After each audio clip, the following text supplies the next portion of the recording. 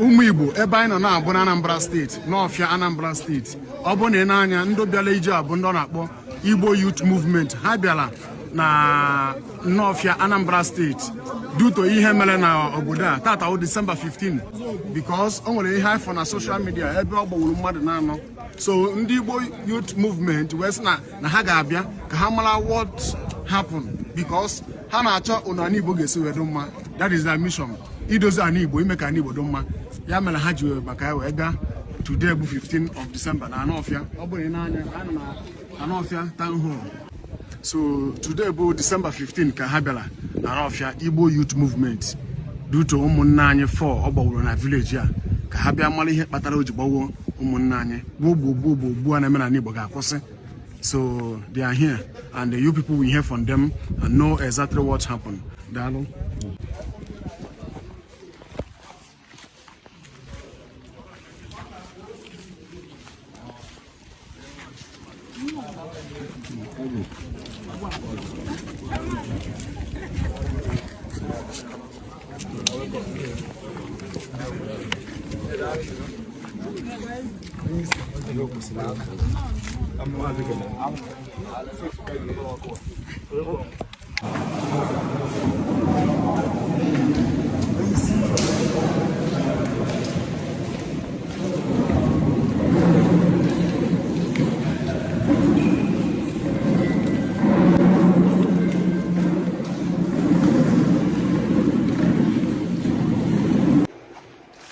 Vai de Nawfia tá.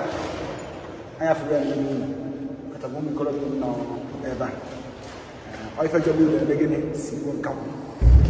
Aí no kata umi ebeli na hana na afa na Igbo abobu mmadụ 4 according to media. Na abobu mmadụ 4. Asị ebe ke yan ka na asị na Nawfia ke ndị gbulu. For this no herdsmen, for that no longo men. So the thing we time. Ndị na afọ ebe abụọ representatives of Igbo Youth Movement. Ngalaba nke pụta ka ha tinye anya n'ihe na-eme na Igbo. Anyị bịa mee anya wee fụkọ ọnọdụ anyị Igbo dị. Anyị na-anya fụkọ ọnọdụ anyị Igbo dị. Ọ dịzị ka ihe na-asị na anyị na-alele anyị na-ebube nna anyị ha bụ Ojukwu. Na enweghịzi ebube dị n'ala Igbo kịta. Nọ ebube nke enwebụ enwe ka anyị ji wee biri. So mgbe anyị nọrọ ife a merụ, anyị wee sị na anyị ejebiri obodo ahụ. Because ndị nne na anyị kịta na-eguzobeghị ọfụ ma ụmụnne anyị ndị n'obodo oyibo ma ndị n'ebe niile anyị na ndị politiks ka ada alụkwa ụmụ ikolobịa Igbo ma nwoke ma nwaanyị ji aka ha megene chịkọba onwe fe ọnụ si na ha ga na-etinyezi anyị n'ife na-eme n'ala Igbo.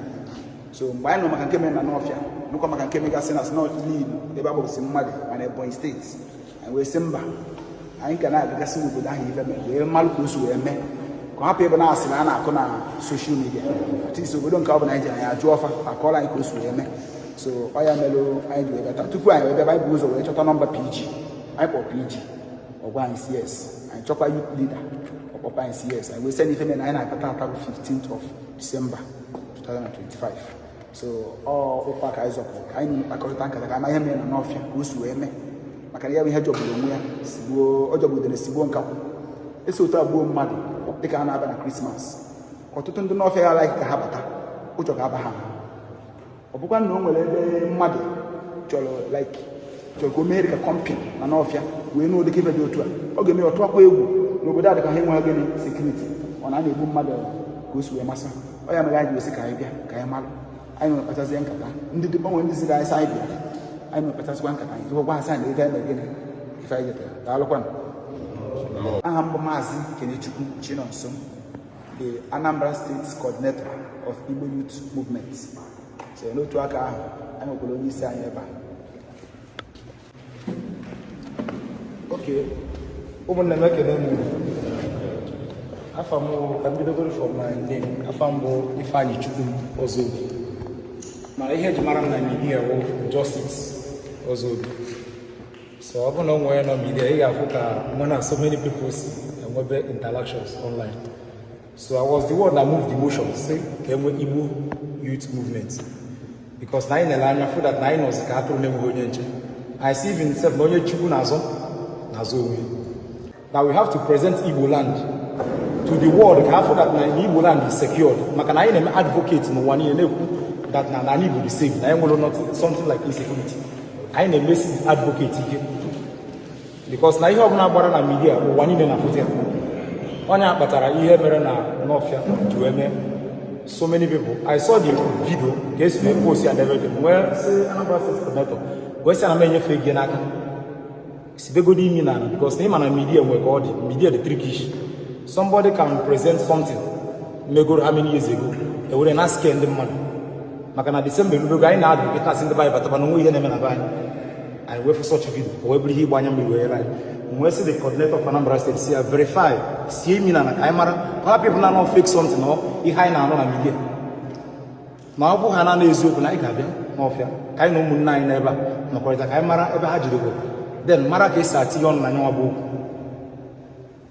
So aga m enye ohere ka some of them also nwee ike ịkọwa onwefa ndị wuru ụmụnne m. Abụ m onye Enugu Agụ. Mụ bụ coordinator.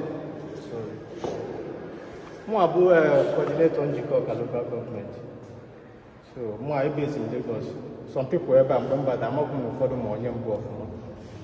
So dịka m si wee okwu outside maka ụfọdụ bịa na-ajụ m si m ka ihe bụ akwụkwọ ka ihe bụ reason anyị ji wee bido dị ise Igbo Youth Movement. Anyị asị na anyị nọrọ onwe anyị onwe gbasara anyị nọ politics eme politics anyị abụghị apụga anyị abụghị PDP anyị abụghị APC ya chọrọ udo dị n'ala Igbo. Ogbugbu a na-egbu anyị ọ na-emezi anya mmiri dịzi too much. Anyị nwa nọ na Lagos anyị na-aya nke anyị na-aya na Lagos anyị batakwa anyị Igbo anyị ezukọ ike anyị agbakwa ọsọ be nna anyị biko ya ka anyị si ka ọ kwụsị biko anya ka anyị ji wee ije ata udo dịrị ụlọ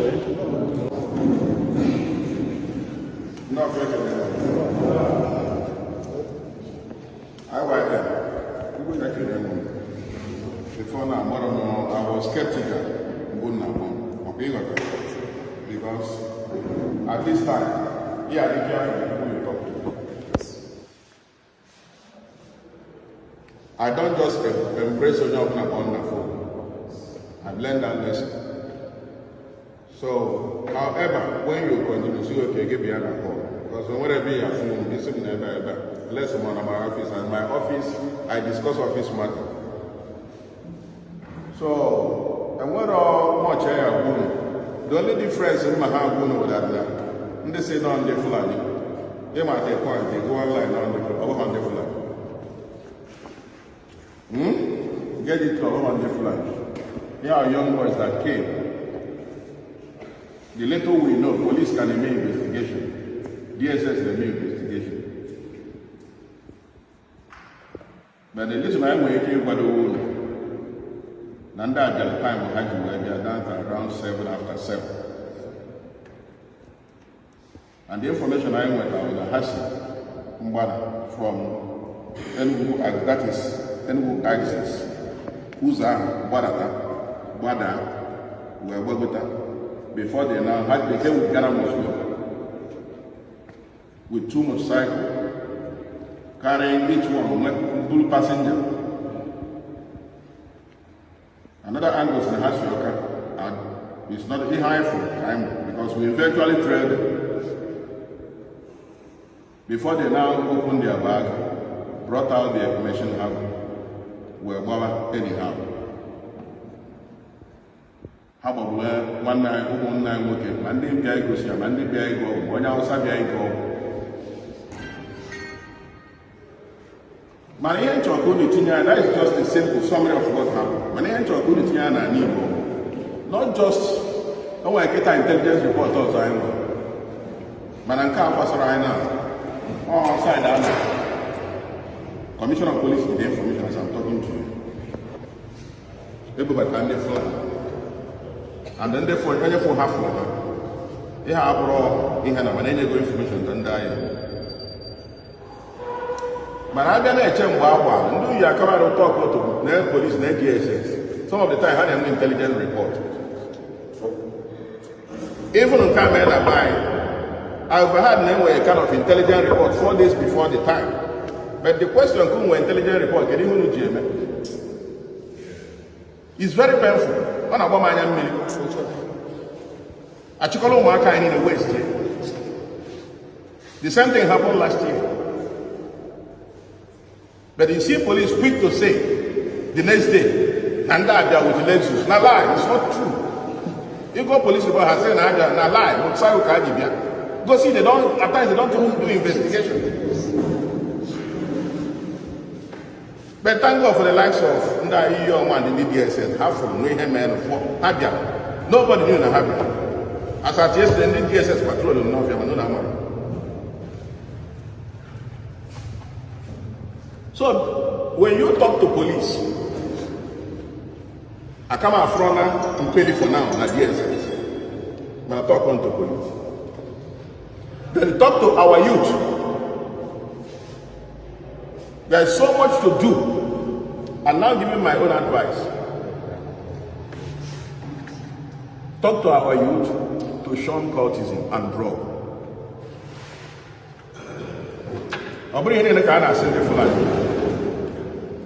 Yes, we agree. The Fulani around, Hana snake. But it's only when we are united that we can battle the Fulani. When we are not united, we cannot battle Fulani.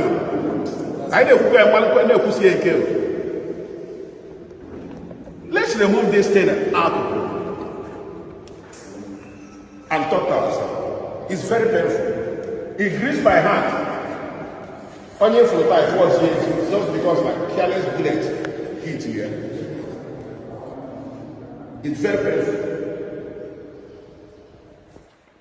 So they talk about and what of much, man, because they are doing their investigation. Yesterday, the police still called me. This morning, DSS still called me. They are calling.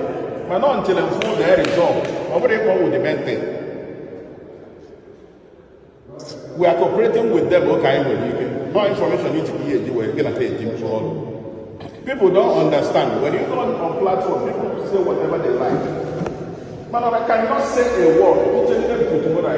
I work with people who I work with. I put every information he need before. I don't know a lot of people in here quiet. Thank God for some of them they know themselves. Bringing out information gradually. And we will get, trusting God that we will get to the root of it. Because we don't want that to repeat again. And by the grace of God, I'm when I in-house, in your place, in my place, your person and Nawfia, everywhere that I knew, educate our youth. And be honest with you. As soon as now, Igbo youth movement, when you go around, talk to our youth. How forget here, Ebila. How forget here, cultism. From Kanko because now, often my son, all people that can read that doesn't mean no more than pirate. They are very when they are sponsor. Therefore, I'm a problem. Run a full na ihe man see anyone. And this is the major reason I joined my this movement. And yes, now I never use now no. Mama, when happen is. Obulo ani work na federal government. Now to again me kwani why no one I am to be. I was I do go do so one we have sanitization. I do go ni mo one go check the go in na ni that I feel that there so many communities can go do so. Serious problem. It just on 13 that out there of the zone 13. Motoju. Even in Egypt, no red. Egypt, man of fear that I within the Buddha never. One thing that one is secure in the band. He had your babu, Obuno maximum security need, he hogiri. Men can matter good. Miabunan do never because he had your good at now. And the machine put that bubble fire. Or not just reason, what's of human life, as in our sometimes get the value of such hammer. Even when we believe that's it, and when you open anybody now, everybody no flying in because now flying they are their own agenda, the difference from any man of one. I'm not freedom can as I am, and when they have as now black woman. So that was the reason why I was supposed to be online. Whom we would not advocate cigar Nawfia. I don't want I from the residents. Makanihi no nanti ke kanke for na food. And I don't never work for that now. According to the story now, Noburo is high chair. Manaka no under investigation. I open all on capidis local. I decide if first choose some be about 1,000 people. Why I the people decide the job. Makana kande mad for the video. Oh, the hankuku. ndị ba ma ndị na-eru ma ndị na-anabara asị na anyị dị ije na anyị dị 1000 youth anyị bịa ebe akọta ihe doro anya anyị na-eso jebe gọọmenti na asaje kpọwara anyị ndị egwu na be anyị na this is getting too much. Mmadụ agaghị anọ na bio ugbo mana ihe ga-ewute mbụ na ọ bụ na emecha investigeshon mechiri ihe ọ bụ nọ our youth onye gburu nwanne ya bụrụ odogwu aka na m ekwukwere ekwusi ike. My PG ekene m gị Nawfia ekene m Nawfia youth ekene m based on ihe mere na last time, this is not the first time and the other time I lose about 3 or 4 youths, 5 youths. So reaching last 2 Sunday, exactly the same thing repeated. And when these people came, they don't know who is who. They open sporadically anywhere. Once Madden or there, yeah, that's the very incident. My PG, I'm very, very sorry. Actually, I made you post because you said in the very, very short or go on the Fulani. Meaning that the investigation game will go direction. Because now in China,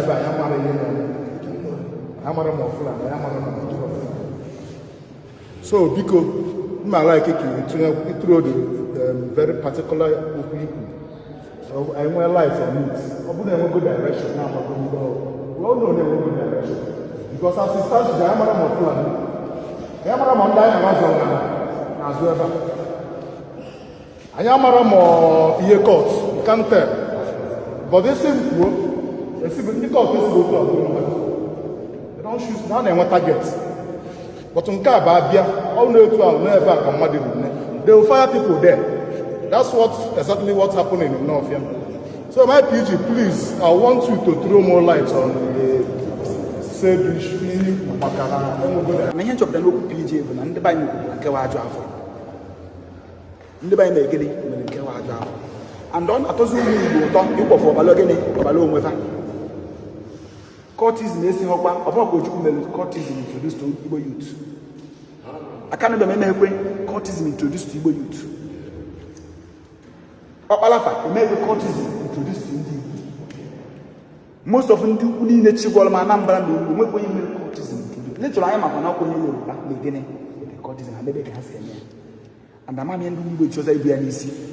When you go see the Anokia, or no about court, the Babu one nigga, indeed by it and be more. Not your carriage with the beginning, Muchukani. I need to say, can have a tabago, I live but I had never teacher. Then you only we could have accessed all the maybe the way without a woman.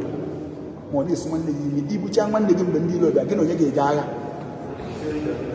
Obun Ibu Chang Negi, Mosuchahi, Maga Jazalo, you get the Zealand, Jala, see here which I have again, have neck. And I have argument ever man, you have busy with TV. If you are me, Colombia, we could have talked to Balo over there again, Ulu. Or you will 30 years with Bani. My past 4 years of beginning, you can be Walla.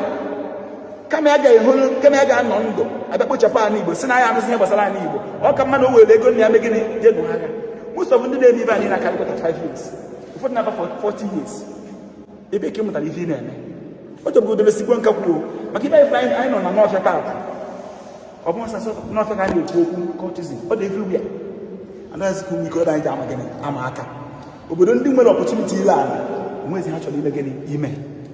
Looking we are saying how to plan and then it will an Elisian, when we have a Mahajana begin Baul.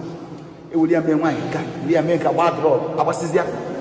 And the bank will say, get a good response. When I get Yano in a land, then because it's in the look that I'm going to and what if you not that you can't move on, because you can't move. And I trust God. This man has been any way who will achieve result. A man tag and then may have be exposed. All man and what they say again are man exposed, God will expose them. Because on a pen is serious. It's the second year. So whether they are not, but I know what I'm saying for sure. They will, still I'm not catching a so I won't say more than this. If there were anybody, then how I'm sure or how I'm not sure. It's a security matter. One night, the leader of Igbo Youth Movement. Biko, brother Kawola onye bụ. Igbo bụ Igbo, ekele m unu. Ọ ka bụ nwanne unu nwoke bụ Comrade Justice Ozobinekwu, the leader and the founder of IYM na-ekwu. Ọ bụ na unu na-anya taa na afọ na ebe anyị nọwụ Nawfia. Anyị bịara ka anyị mara ihe kpatara eji gbu ụmụnne anyị ebe a. Anyị si na anyị ga-eweta udo n'ala Igbo ma weta ọganihu na ya. Anyị amalitela njem anyị. Ọ ihe anyị bịara ime na Nawfia. Ndewonu, because of the video trend online. Maka na so many people interested bụ ndị Igbo anyị ka anyị mata ihe mere na Nawfia. Ka anyị mata ka ọwụ ndị bịara abịa na Igbo anyị kwụba anyị nwa na-egbu nwaanyị. Mana dịka anyị bịara Nawfia, anyị achọpụtara ihe mere. Mana obere oge anyị ga-akọpụtara unu ka anyị ga-esi wee so nyekwa bụ ihe. Ọ ka bụ nwanne unu nwoke Comrade Justice Ozobinekwu, the leader and the founder of IYM, Igbo Youth Movement all over the world na-ekwu. Ịma na dịka nsi egwu unu na ihe onyonyo nke unu watch kịta, agwara m unu that na after everything na aga m akọwapụta ihe anyị na ihe jere na nyanwa bụ Nawfia anyị gara. Ụmụ Igbo, after ka anyị na PG Nawfia na ndị youth Nawfia fụchara na meeting, a peaceful meeting anyị mere, anyị pụtara mebezie investigations and we found out na enwere internal problem na Nawfia. Yes, I find out na enwere internal problem from Nawfia. Ihe PG ha kwuru, PG ha sị na ọ bụrụ ọfụrụ anyị herdsmen bụ their problem, mana okwu na agwa na anyị ndị bụ the problem. Mana anyị onwe anyị bịazịa mebezie find this, we chọpụta that na Nawfia nwere an internal problem with one community. Ha nwere a serious issue concerning land dispute. Yes, nke a bụ investigation anyị metere n'onwe nke anyị. I will discover that now. After said and done, ọ dị ka enwe ndị egbu na anyanwa bụ ana. Ọ bụrụ na ọ dị ka enwe ndị egbu na anyanwa bụ dispute ana. So from all indication, ihe a bụ community problem ka a na-enwe. Ihe a bụ a serious community problem. Onye atọ n'ụjọ ịbata n'Igbo enweghị insecurity. So se jikwere maka ihe mere na Nawfia wee regada n'Igbo niile, anyị enweghị insecurity na n'Igbo. Anyị Igbo ka dị mma, ka dị oke, anyị enweghị, there is nothing like insecurity na n'Igbo. Problem enwe na Nawfia ebe unu furu egbu ndị mmadụ. Ka mụ bụ Justice Ozobi, the leader and the founder of IYM, Jeme investigation. Agwa m unu na ihe a bụ community to community crisis ka enwere. Mana emeche akaricha investigation, anyị ga-agwa unu ndị dị responsible for this. That's the promise na unu. Anyị ka emeche kwara unu ndị dị responsible for this issue. Ndewonu.